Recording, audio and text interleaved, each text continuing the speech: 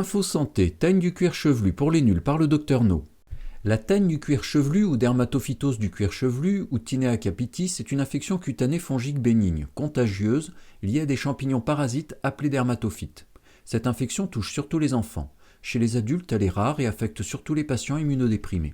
Les symptômes sont des plaques d'alopécie, chute plus ou moins complète et définitive des cheveux ou des poils, uniques ou multiples, caractérisées par des zones nettement délimitées où les cheveux sont rares et cassés avec des squames, qui sont des lamelles d'épiderme qui se détachent à la surface de la peau. En périphérie, des plaques parfois rouges sur peau claire ou assombries sur peau foncée. La taille des plaques varie de quelques millimètres à plusieurs centimètres de diamètre, dermatophytes genre microsporum. Parfois des plaques d'alopécie parsemées de points noirs, dermatophytes genre trichophyton.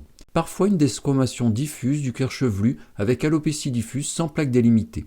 Parfois des lésions de type kérion, lésions inflammatoires douloureuses enchâssées dans le cuir chevelu surmontées de pustules et de croûtes. Plus rarement des croûtes jaunâtres et friables, dermatophytes genre trichophyton, Scholeini. Les lésions de teigne sont souvent accompagnées de démangeaisons, prurites et quelques adénopathies cervicales ou ganglions. Les prélèvements d'une lésion. Lorsque l'aspect des lésions est caractéristique, le diagnostic est souvent retenu sans plus d'examen, surtout chez les enfants. L'examen des lésions avec une lampe à ultraviolet, dite de Wood, ou l'examen au microscope de cheveux ou de squames sont parfois utiles au diagnostic. Avant la mise en route du traitement, il est utile de mettre en culture un prélèvement des lésions. Les résultats de cet examen est de 2 à 4 semaines.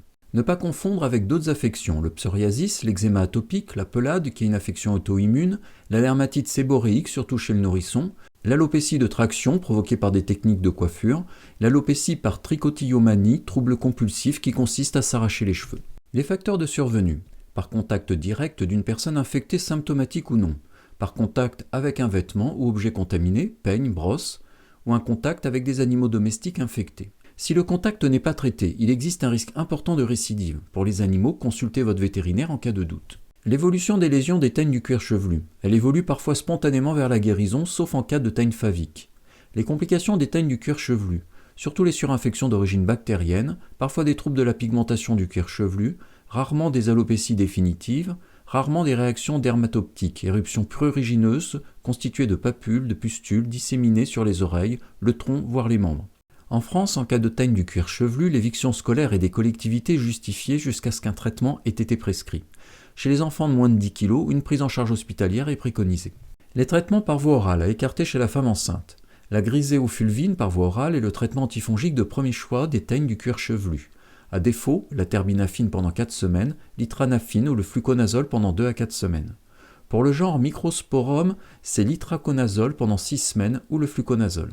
Les effets indésirables de ces traitements sont surtout digestifs, cardiaques, hépatiques et de possibles réactions d'hypersensibilité dont les syndromes de Steven-Johnson et de Lyell.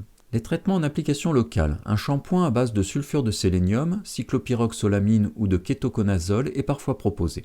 Les mesures d'hygiène. Ils visent à réduire le risque de transmission d'infection à l'entourage, notamment se laver fréquemment les mains à l'eau et au savon, éviter de gratter les lésions, maintenir les ongles courts, éviter de partager oreiller, couvre-chef, serviette, brosse à cheveux, etc. Laver le linge de lit et de toilette à 60 degrés. Si possible, couper les cheveux courts et défaire d'éventuelles tresses. T'as aimé? Like et abonne-toi, disponible aussi sur YouTube.